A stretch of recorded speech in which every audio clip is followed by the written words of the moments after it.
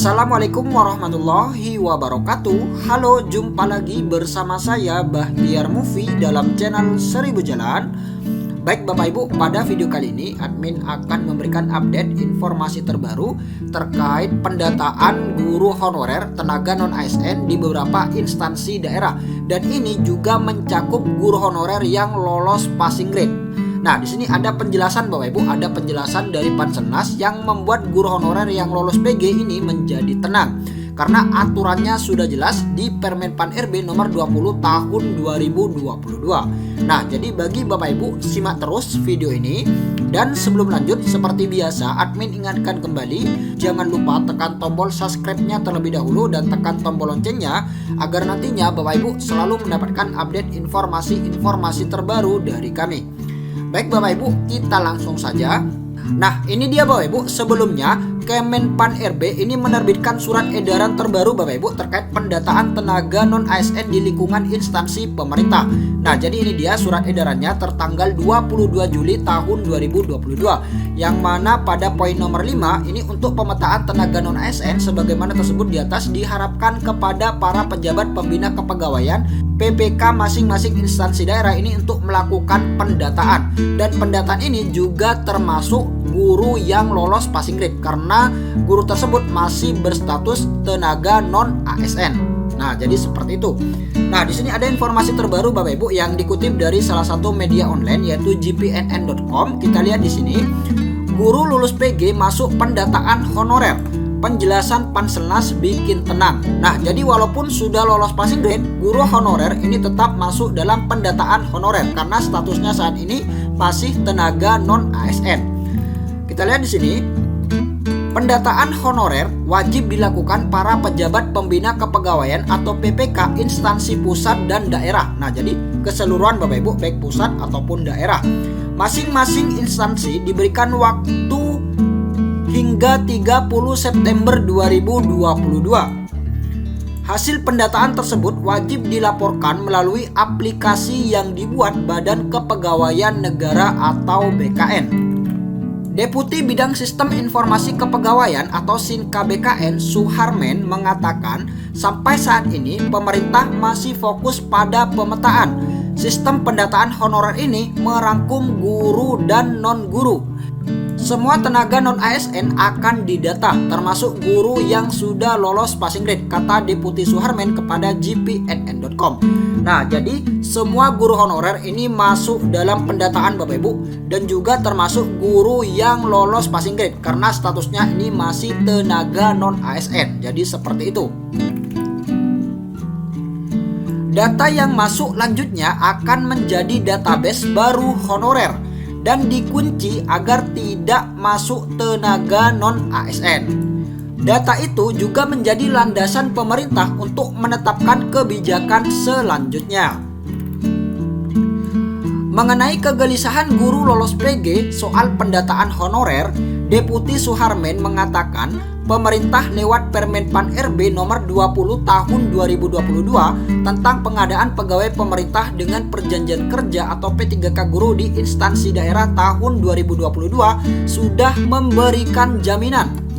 Kan aturan mainnya sudah jelas, yang lulus PG menjadi prioritas pertama dalam pengangkatan P3K 2022, ucapnya.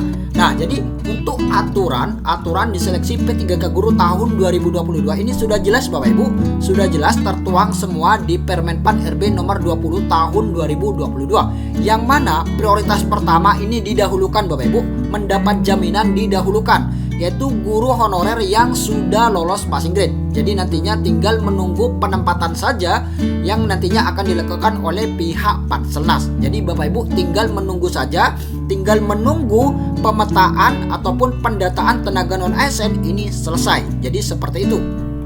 Namun tambah Deputi Suharmen, kapan eksekusinya menunggu kebijakan lanjutannya. Sebab saat ini baru sebatas pendataan. Nah, jadi untuk saat ini masih sebatas pendataan Bapak Ibu. Untuk eksekusi ataupun pelaksanaannya ini menunggu dari pendataan selesai. Jadi seperti itu. Sementara itu, Deputi Bidang SDM Aparatur Kemenpan RB Alek Deni menjelaskan, guru merupakan posisi yang banyak diisi pegawai non ASN. tahun ini telah diterbitkan Permenpan RB nomor 20 tahun 2022 tentang pengadaan P3K untuk jabatan fungsional guru pada instansi daerah tahun 2022.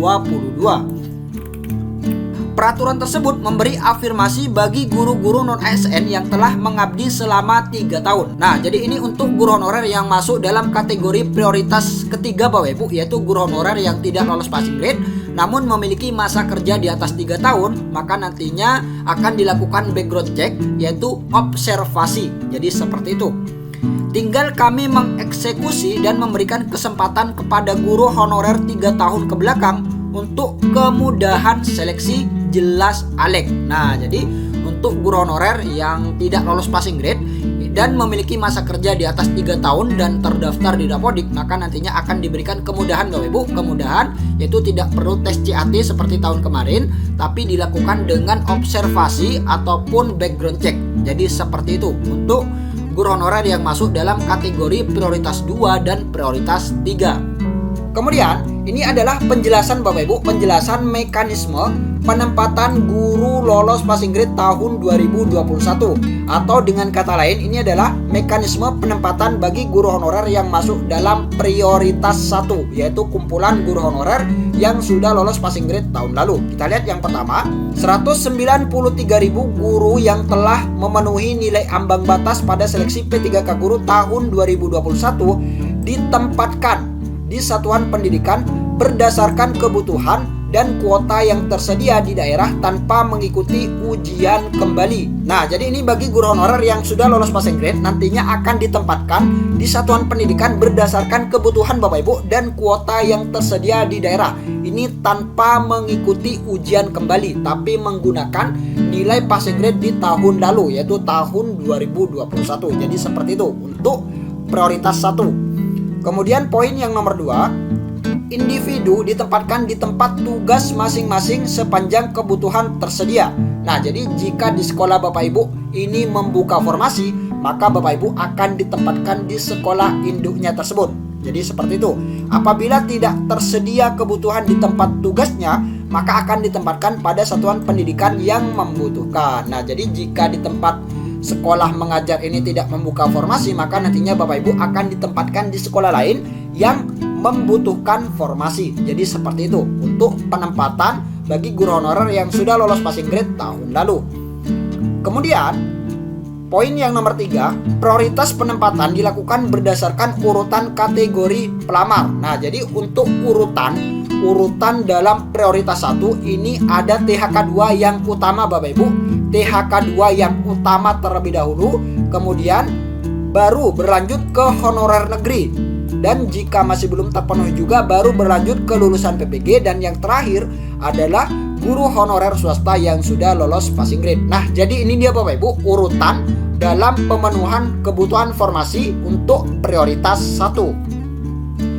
Kemudian pada poin 4-nya, pada masing-masing kategori dilakukan urutan berdasarkan nilai yang diperoleh pada seleksi tahun 2021 sesuai Permenpan RB nomor 28 tahun 2021. Nah, jadi selain urutan kategori pelamar, THK 2, honorer negeri, lulusan PPG dan swasta, dan juga nantinya akan diurutkan berdasarkan nilai Bapak Ibu, nilai yang didapatkan pada tahun lalu, yaitu tahun 2021. Baik Bapak Ibu, itulah sedikit informasi dari admin. Semoga video ini bermanfaat. Wassalamualaikum warahmatullahi wabarakatuh.